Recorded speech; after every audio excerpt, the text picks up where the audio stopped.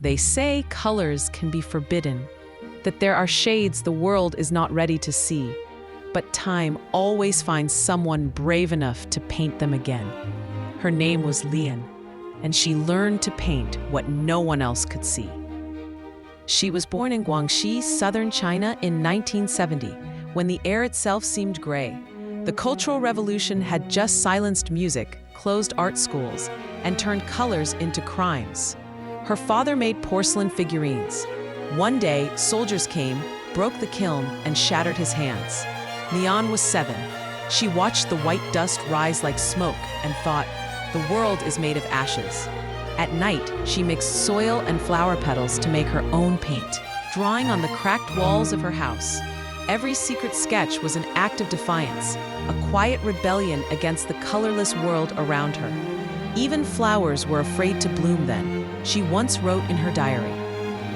By 1978, China began to open its doors again under Deng Xiaoping's reform and opening policy. Art schools reopened, cautiously, after a decade of silence. When Lian heard a radio broadcast about the Central Academy of Fine Arts in Beijing reopening, she made a decision. She sold her mother's cloth, boarded a freight train without a ticket, and rode 3 days and nights to reach the city. At her entrance exam, the professors laughed at her torn papers and crooked lines, except for one, Wu Guanzhong, a real artist of that era, who was blending Eastern ink painting with Western abstraction. He looked at her work and said, "She paints like someone trying to remember a dream the world forgot." Lian was admitted, the only woman in a class of 40 men. In the early 1980s, the Chinese avant-garde was awakening. The Stars art exhibition had already defied the system.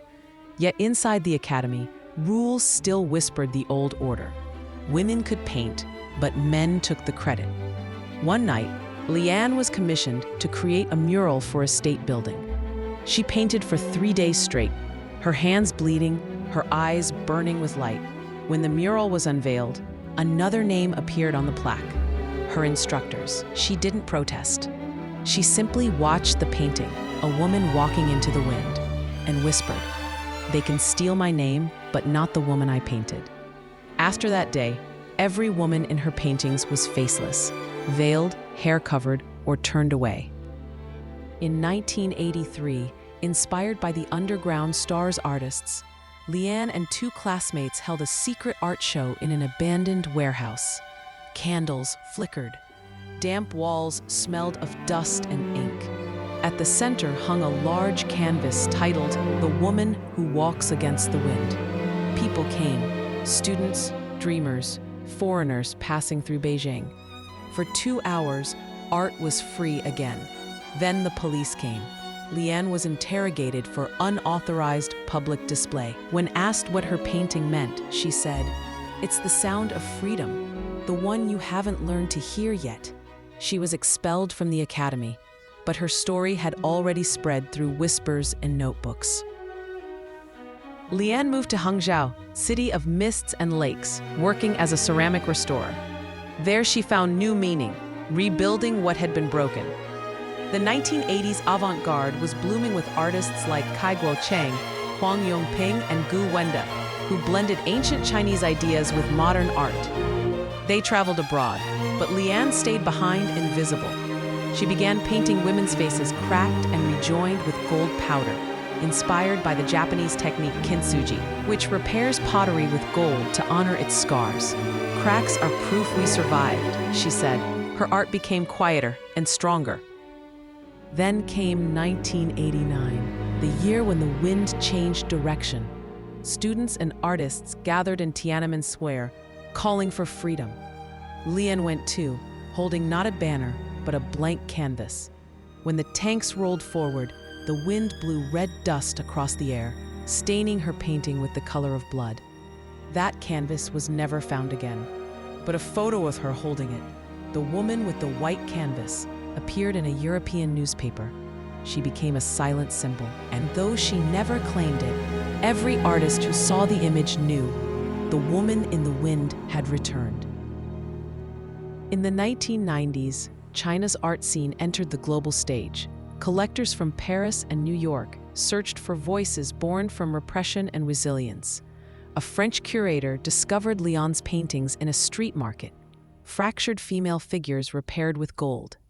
He said, "This is pain transformed into beauty." Lian hesitated to sell, but then she realized her art already belonged to others, to the women who saw themselves in her silence. Her first international exhibition opened in Hong Kong in 1995, Flowers of Silence.